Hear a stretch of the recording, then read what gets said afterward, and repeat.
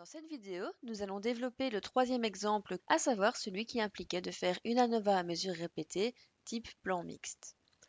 Nous avions vu que le temps de réaction était la variable dépendante et que cette variable dépendante était influencée par deux facteurs. D'abord, il y avait le facteur médication. Il s'agissait d'une variable à trois modalités, puisqu'on opposait deux médicaments à un placebo. Et on comprenait qu'il s'agissait d'une variable intrasujet, au fait que tous les sujets étaient testés sous l'effet de chaque médicament. Le temps de réaction était également influencé par un facteur intersujet, qui était le fait d'être hyperactif ou pas. Il s'agit donc d'un facteur à deux modalités. On comprend qu'il s'agit d'un facteur de type intersujet, au fait qu'il n'y a pas de lien de dépendance entre les sujets hyperactifs et les sujets non hyperactifs. Ce sont des individus distincts qu'on retrouve dans les deux modalités du facteur inter.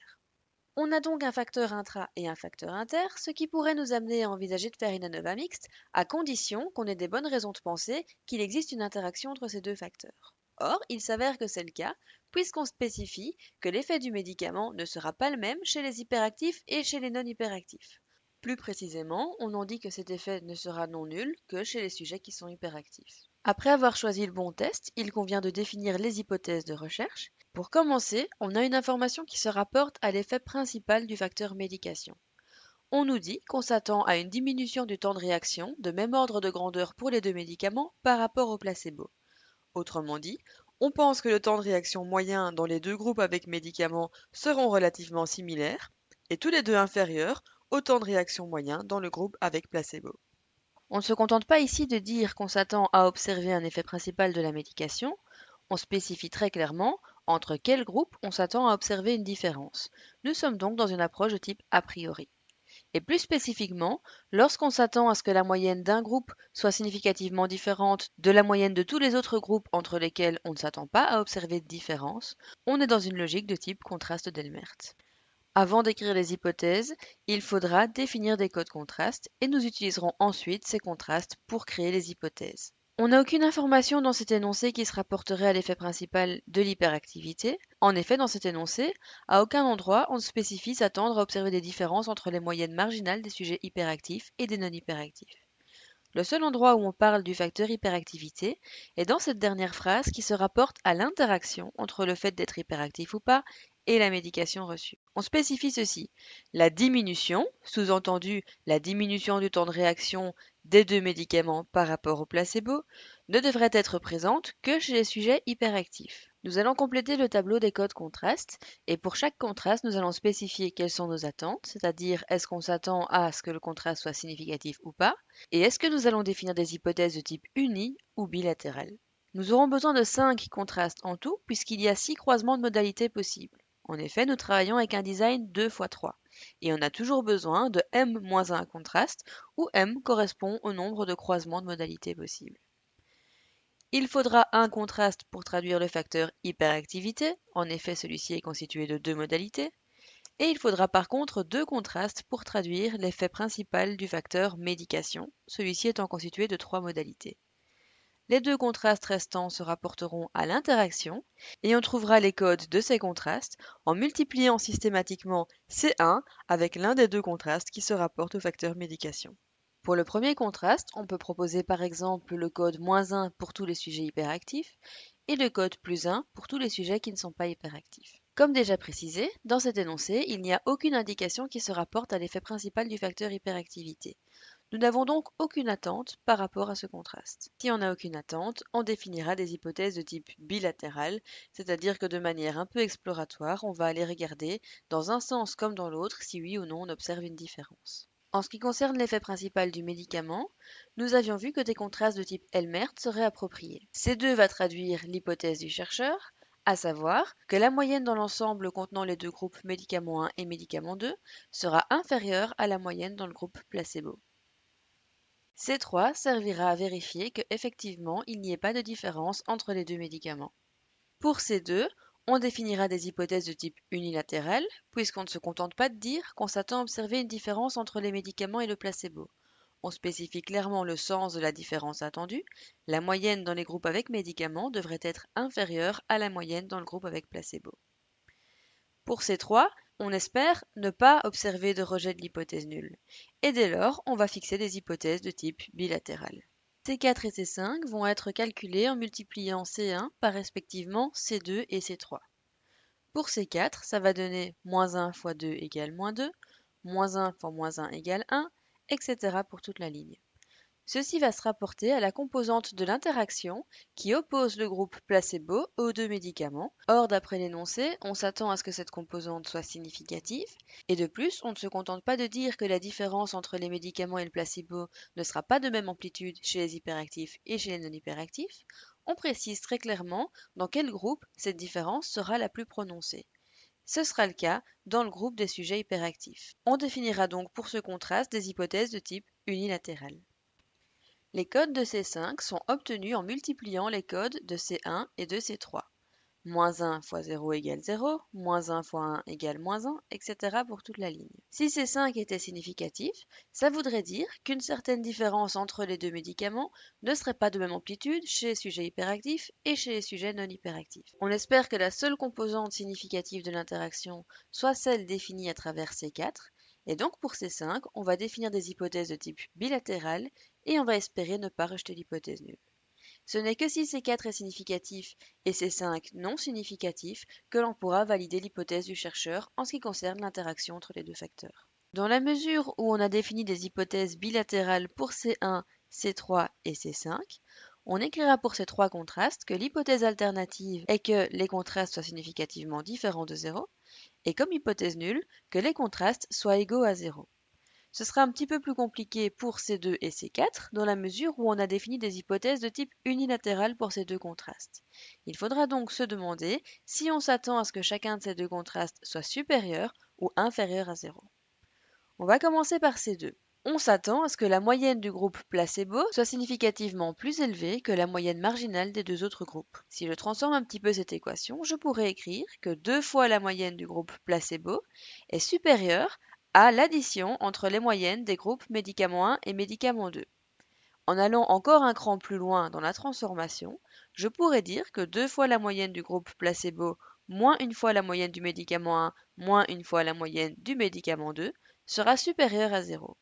Et dans la mesure où ceci correspond à la pondération utilisée dans ces deux, je pourrais dire m'attendre à ce que, au niveau de l'hypothèse alternative, ces deux soient supérieurs à 0 et au niveau de l'hypothèse nulle, que ces deux soient inférieurs ou égal à 0. Pour ces quatre maintenant, je vais commencer par pondérer les moyennes de chacun des 6 groupes par les codes contrastes. Je vais à présent transformer un petit peu cette équation dans le but de déterminer si je m'attends à ce que cette somme de moyennes pondérées soit supérieure ou inférieure à 0. Voici comment je vais m'y prendre. Je vais dans un premier temps placer tous les termes qui se rapportent au sujet non hyperactif à gauche de l'addition. Et je vais placer tous les termes qui se rapportent au sujet hyperactif à droite de l'addition. Je vais aussi mettre le signe négatif en évidence pour les sujets hyperactifs. D'après l'énoncé, je m'attends à ce que tout ceci soit nul pour les sujets non hyperactifs. En effet, je ne m'attends pas à observer de différence entre le placebo et les médicaments pour ces sujets-là. Par contre, je m'attends à observer une différence pour les sujets hyperactifs, qui soit telle que la moyenne du groupe placebo soit supérieure à la moyenne des deux autres groupes. Et donc, tout ce terme ici, entre parenthèses, devrait être positif. Je me retrouve donc avec 0 moins un terme positif, ce qui bien sûr me donnera un résultat négatif. Je m'attends donc à ce que la somme de toutes ces moyennes pondérées soit inférieure à 0. Je peux donc écrire qu'au niveau de l'hypothèse alternative, C4 est inférieur à 0 et qu'au niveau de l'hypothèse nulle, C4 sera supérieur ou égal à 0. Après avoir correctement défini les hypothèses qui se rapportent à chacun des contrastes, il va falloir vérifier si nous sommes bien dans les conditions pour réaliser notre ANOVA à deux facteurs pour plan mixte. Comme toujours, il faudra commencer par vérifier si les scores se distribuent normalement au sein de chaque groupe. Ensuite, pour tout ce qui relève de la variabilité intersujet, on devra vérifier s'il y a homogénéité des variances, ce qui pourra se faire à travers le test de Leven. Pour ce qui se rapporte à la composante intra-sujet du design, par contre, il y avait cette fameuse condition de sphéricité dont on avait déjà parlé, et pour laquelle on avait précisé qu'il ne fallait la vérifier que si on était dans une approche de type post-hoc, a posteriori.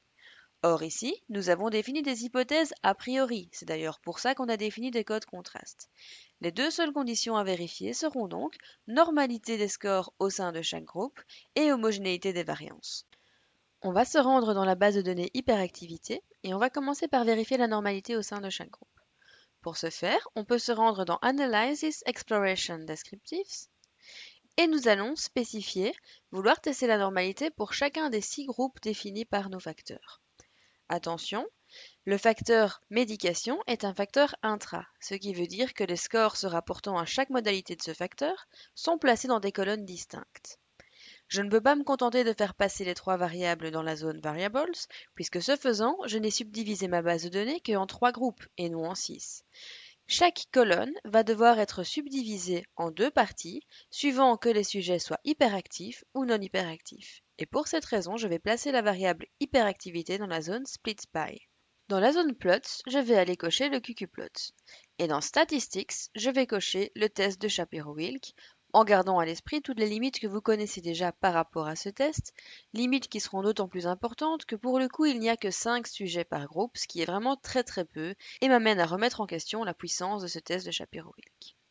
Commençons par les QQplots. Vous pouvez noter que pour l'ensemble des QQplots, les points restent relativement proches de la diagonale. On n'a a priori pas de raison de suspecter des écarts flagrants à la condition de normalité. En ce qui concerne le test de Shapiro-Wilk, que vous voyez apparaître ici, on observe que pour chacun des 6 groupes, la p-valeur est supérieure au risque alpha, ce qui m'amène à conclure au non-rejet de l'hypothèse de normalité. À présent, nous allons vérifier la condition d'homogénéité des variances, et pour ce faire, on va se rendre dans le menu de l'ANOVA qui permet d'inclure des mesures répétées, à savoir le menu ANOVA Repeated Measures ANOVA. Comme on l'a déjà fait pour les plans croisés, on va commencer par définir le facteur de type intra. Il s'agit du facteur médication, qui est composé de 3 modalités, placebo, médicament 1 et médicament 2. Après avoir spécifié le facteur ainsi que ses niveaux, je fais passer les variables correspondant à chacune des modalités de ce facteur dans la zone Repeated Measures Cells. Vérifiez que ce soit bien la bonne variable qui soit placée dans la bonne zone. Contrairement au cas des plans croisés, on n'a pas que des facteurs intra, on a aussi des facteurs inter. Et ces facteurs inter, on va les placer dans la zone Between Subject Factors pour facteur inter-sujet. C'est dans cette zone que je fais passer le facteur hyperactivité. Une fois que j'ai bien spécifié tous les facteurs de mon design, je me rends dans Assumption Checks et je coche Homogeneity Test, ce qui est le fameux test de Leven qui va permettre de vérifier l'homogénéité des variances. Vous verrez que vous aurez 3 tests, un par colonne dans la base de données définissant les modalités du facteur intra. Et pour chacune de ces colonnes, nous allons vérifier si la variance des sujets qui sont hyperactifs diffère significativement ou pas de la variance des sujets qui ne sont pas hyperactifs. Vous pouvez noter que pour chacun des tests de Leven, la p-valeur est supérieure au risque alpha, ce qui nous amène à conclure au non-rejet de l'hypothèse d'homogénéité des variances. Aux normes épiées, on écrira ceci. Pour la modalité placebo, la statistique f associée respectivement à 1 et 8 degrés de liberté est égale à 0.03 et est associée à une p-valeur de 0.867, ce qui est supérieur au risque alpha et nous amènera donc à conclure au non-rejet de l'hypothèse nulle. Pour la modalité médicament 1, on écrira que la statistique f associée respectivement à 1 et 8 degrés de liberté est égale à 0.212 et est associé à une p-valeur de 0.658, ce qui est supérieur au risque alpha, et nous amène donc à conclure au non-rejet de l'hypothèse nulle.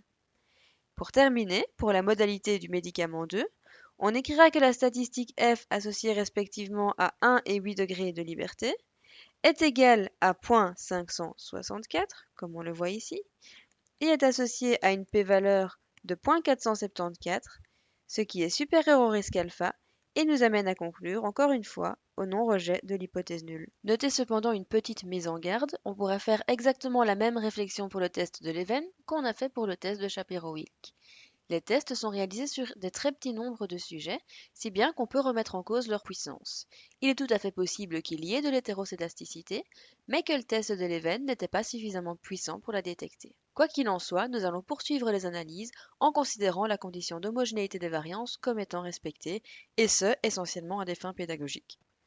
Après avoir choisi le bon test, posé les hypothèses et vérifié les conditions d'application, nous allons naturellement tester les hypothèses. Il n'est malheureusement pas possible de tester des hypothèses de type a priori en passant par ce menu Repeated Measures ANOVA, puisque Jamovi n'inclut pas encore la possibilité dans ce menu d'introduire des contrastes. Nous allons donc nous y prendre différemment. Souvenez-vous, lorsqu'on travaillait avec des plans de type niché, on créait des variables C qui traduisaient nos différents facteurs de type inter. Lorsqu'on travaillait avec des plans croisés, on créait des variables WK qui traduisaient nos différents facteurs de type intra. Eh bien, lorsqu'on travaille avec des plans mixtes, on va combiner ces deux stratégies et on va créer des variables C pour tout ce qui relève des facteurs inter et des variables WK pour tout ce qui relève des facteurs intra. Il ne sera pas nécessaire de traduire les contrastes qui se rapportent à l'interaction en variables dans la base de données pour des raisons que j'expliquerai dans quelques minutes. Le premier contraste que nous avions défini se rapportait au facteur hyperactivité, soit notre facteur de type inter. Comme je l'ai mentionné, nous allons transformer les facteurs de type inter en variable C dans la base de données. Gardez à l'esprit que dans ce contraste, on a choisi le code -1 pour tous les sujets hyperactifs et le code +1 pour tous les sujets qui ne sont pas hyperactifs. Dans ma base de données, je peux constater que les sujets qui ne sont pas hyperactifs sont codés 2 et que les sujets hyperactifs sont codés 1. Concrètement, je vais créer une nouvelle variable dans laquelle je spécifierai que tous les sujets qui sont codés 2 sur la variable hyperactivité devront être codés 1 sur ma nouvelle variable C1 et que tous les sujets qui sont codés 1 sur ma variable hyperactivité devront être codés -1 sur ma nouvelle variable C1. On va faire ça tout de suite dans la base de données. Je vais créer une nouvelle variable et je vais passer par New Transformed Variable puisque je vais créer une variable dont les scores dépendront des scores de la variable hyperactivité. Je vais appeler ma nouvelle variable C1. Je vais spécifier que la variable source est la variable hyperactivité puisque c'est en fonction des codes de la variable hyperactivité que je vais définir les codes de la variable C1. Je vais créer une nouvelle transformation. Par facilité, au cas où je devrais la réutiliser plus tard, je vais l'appeler C1. Et je vais cliquer une fois sur Add Record Condition. Comme je l'ai dit, si le code de la variable hyperactivité, à savoir la variable source, est égal à 2, eh bien je voudrais que le code sur la nouvelle variable que je suis en train de créer soit égal à 1. Si le code est n'importe quoi d'autre que 2, en l'occurrence la seule autre solution est que ce soit égal à 1 sur la variable source, eh bien je voudrais que sur la variable C1 que je suis en train de créer, le code soit égal à -1. J'appuie sur Enter et je vais tout de suite vérifier que je n'ai pas fait d'erreur. Vous pouvez constater que tous les sujets qui se voient attribuer le code -1 sur ma variable C1 sont bien les sujets qui sont hyperactifs et que les sujets qui se voient attribuer le code 1 sont bien les sujets qui ne sont pas hyperactifs, ce qui correspond bien à ce que j'avais défini comme code contraste pour C1. C2 et C3 sont des codes contrastes qui se rapportaient aux facteurs de type intra. Il ne sera donc pas possible de créer des variables C2 et C3. Par contre, on pourra créer des variables W2i et W3i. Commençons par la variable W2i. Il y a 3 mesures répétées par sujet, une dans la condition placebo, une dans la condition médicament 1 et une dans la condition médicament 2. Nous allons additionner ces 3 mesures répétées après les avoir pondérées par le code correspondant à la modalité dans laquelle chaque score a été calculé. Je vais pondérer le score dans la condition placebo par 2 et tous les autres scores par -1. Je crée une nouvelle variable que je vais appeler W2i. Pourquoi 2i? Eh bien parce que cette variable se rapporte au deuxième contraste. Et je vais introduire l'expression désirée, entre parenthèses, puisque comme vous le savez, après je vais diviser cette addition pondérée par une certaine racine carrée, et je vais introduire 2 fois le score de la condition placebo, moins une fois le score de la condition med1, moins une fois le score de la condition med2. Tout ceci va être divisé par une certaine racine carrée qui correspondra à la somme du carré de chacune des pondérations envisagées. Cela va donc donner 2 au carré égale 4, plus -1 au carré égale 1, plus -1 au carré égale 1, et donc en tout, je vais diviser ma somme pondérée par la racine carrée de 6. À présent, je vais créer la variable W3i. Vous pouvez cliquer sur la flèche New Computed Variable et appeler la nouvelle variable W3i puisqu'il s'agit d'une variable qui est calculée au départ du troisième contraste. Dans ce troisième contraste, je dois pondérer par 0 le score de la condition placebo, autrement dit 0 fois quelque chose n'apparaîtra pas dans le calcul, par 1 le score de la condition médicament 1 et par -1 le score de la condition médicament 2. Je vais donc introduire entre parenthèses médicament 1 moins médicament 2.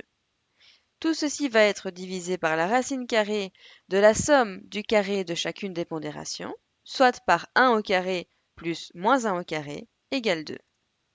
En plus de ces variables C1, W2i et W3i, je vais créer encore une autre variable que vous avez déjà calculée pour les plans de type niché ainsi que pour les plans de type croisé. Il s'agit de la variable W0i. Comme vous le savez, nous allons additionner chacune des mesures répétées et diviser ensuite cette somme par la racine carrée du nombre de mesures répétées, à savoir par 3. Nous allons à présent réaliser 3 régressions successives. Les variables W0i, W2i et W3i constitueront successivement les variables dépendantes de notre régression. Et les contrastes se rapportant à la variable intersujet constitueront les prédicteurs. Ces 3 régressions successives nous permettront de tester la significativité de tous nos contrastes. On va commencer par la régression dans laquelle la variable W0i constitue la variable dépendante. Je me rends dans le menu Analysis Regression, Linear Regression. Je vais placer la variable W0i en variable dépendante et la variable C1 comme covariable. Attention, pour des raisons qui ont déjà été avancées dans des vidéos précédentes, c'est bien dans la zone covariates que je vais placer la variable C1.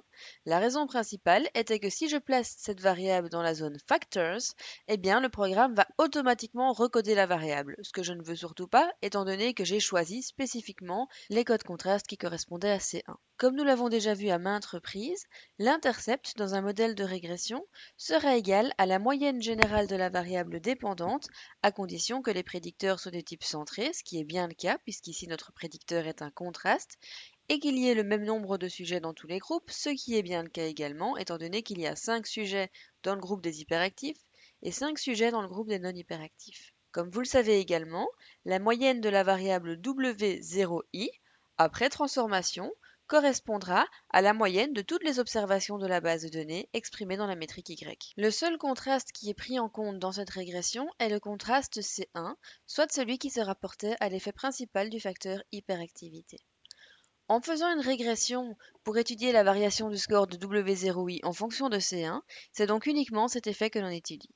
Et vous pouvez noter qu'on ne peut mettre en évidence d'effet principal de l'hyperactivité sur le score d'attention. En effet, la p-valeur du premier contraste est supérieure au risque alpha. Allons-y pour les normes épiées. On a une statistique t qui est associée à n-pa degrés de liberté. N correspond au nombre de sujets dans la base de données, soit 10. PA correspond au nombre de paramètres du modèle augmenté, or il y en a deux, bêta 0 et un coefficient associé au prédicteur hyperactivité. On se retrouve donc avec 10 moins 2 égale 8 degrés de liberté. La statistique t vaut moins 0.978 et elle est associée à une p-valeur de 0.357, ce qui est supérieur au risque alpha et amène donc à conclure au non-rejet de l'hypothèse nulle.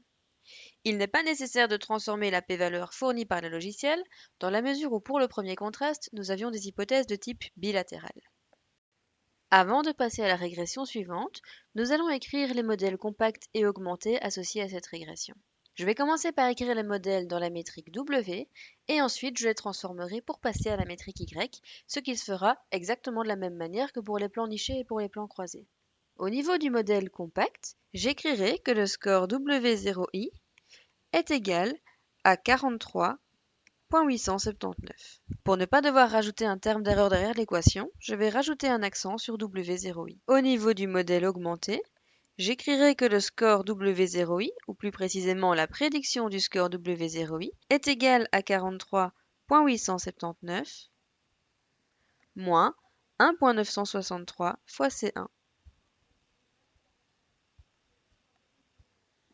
Pour calculer le score W0i, nous avions divisé la somme des mesures répétées par la racine carrée de 3, soit la racine carrée du nombre de mesures répétées. Pour obtenir les équations dans la métrique Y, je vais donc diviser tous les coefficients par la racine carrée de 3, et ce tant au niveau du modèle compact que du modèle augmenté. Si j'applique tous les calculs, au niveau du modèle compact, j'écrirai que la prédiction du score W0i est égale à 25.33, et au niveau du modèle augmenté, que la prédiction du score W0i est égale à 25.33 moins 1.13 fois C1. On va faire une nouvelle régression via Analysis Regression, Linear Regression. Et cette fois, c'est la variable w de i qu'on va placer dans la zone de la variable dépendante. On met toujours C1 dans la zone covariate, exactement pour la même raison que pour la première régression. Nous avions vu dans le cadre des plans croisés que si la moyenne générale de la variable w de i était significativement différente de 0, eh bien cela voulait dire qu'il y avait un effet significatif du deuxième contraste, et en l'occurrence le deuxième contraste traduisait la composante de l'effet principal de la médication qui opposait les deux médicaments au placebo.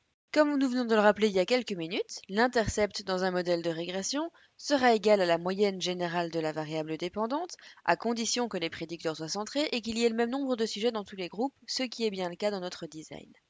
Autrement dit, ce qui est étudié à la ligne de l'intercept ici, c'est bien l'information qui permet de tester la significativité du deuxième contraste. Si la p-valeur fournie par Jamovi est inférieure au risque alpha, ça veut dire que la moyenne générale de la variable w de i est significativement différente de 0. Attention, n'oubliez pas que nous avions une hypothèse un petit peu plus précise en ce qui concernait le deuxième contraste. On avait en effet défini des hypothèses de type unilatéral, et plus précisément, on s'attendait à ce que le coefficient associé au deuxième contraste soit significativement supérieur à 0. Lorsque je regarde l'output de ma base de données, j'observe qu'effectivement, le coefficient est supérieur à 0. Il vaut 2.531. Les résultats vont donc bien dans le sens des attentes du chercheur, et du coup, il faudra penser à diviser la p-valeur par 2 lorsqu'on retranscrit les normes épiées. On écrira que la statistique t associée à 8 degrés de liberté, pour les mêmes raisons qu'annoncées précédemment, est égale à 2.833 et est associée à une p-valeur de 0.022 divisé par 2 égale 0.011, ce qui est inférieur au risque alpha et amène à conclure au rejet de l'hypothèse nulle. La ligne C1 permettra de tester la significativité du quatrième contraste. En effet, cette ligne prend simultanément en compte le premier et le deuxième contraste. Or, nous avions déjà vu que C1 fois C2 était égal à C4. Il s'agit donc de la composante de l'interaction qui oppose le placebo d'une part aux deux médicaments d'autre part. Puisqu'on parle d'interaction, on teste le fait que la différence entre le placebo et les deux médicaments n'est pas de même amplitude suivant que les sujets soient hyperactifs ou pas. Et concernant cet effet, nous avions une hypothèse très précise. On s'attendait à ce que le contraste soit significativement inférieur à 0. Il faudra donc dans un premier temps vérifier si effectivement le coefficient associé à C4 est bien inférieur à 0, et si oui, il faudra diviser par 2 la p-valeur fournie par Jamovi. On note bien un coefficient inférieur à 0 puisqu'il vaut moins 2.531, et il faut donc bien penser à diviser cette p-valeur par 2 au moment de retranscrire les résultats en respectant les normes épiées. Ce qui donne statistique t associée à 8 degrés de liberté est égale à moins 2.833 et est associée à une p-valeur de 0.011, ce qui entraîne un rejet de l'hypothèse nulle. On va écrire les équations des modèles compacts et augmentés pour cette régression, et comme précédemment, on va commencer par les écrire dans la métrique W, et ensuite on transformera tous les coefficients des deux équations de sorte à les exprimer dans la métrique Y. Le modèle compact sera privilégié si ni C2 ni C4 ne sont capables d'améliorer significativement les prédictions. Autrement dit, si ces deux coefficients ne diffèrent pas significativement de 0. Et pour cette raison, la prédiction faite par le modèle compact sera égale à 0. Au niveau du modèle augmenté, dans la métrique W, j'écrirai que la prédiction de W de I est égale à 2.531 moins 2.531 fois C1. Je vais transformer les coefficients de mes équations pour obtenir des prédictions qui ne seront plus exprimées dans la métrique W, mais bien dans la métrique Y. Pour calculer la variable W de I, nous avions utilisé la racine carrée de 6. Il faudra donc rediviser chacun des coefficients de l'équation de prédiction dans la métrique W par la racine carrée de 6, de sorte à connaître les équations exprimées dans la métrique Y. Au niveau du modèle compact, 0 divisé par la racine carrée de 6 reste égal à 0. Je pourrais donc écrire comme modèle compact que la prédiction du score W de I sera égale à 0.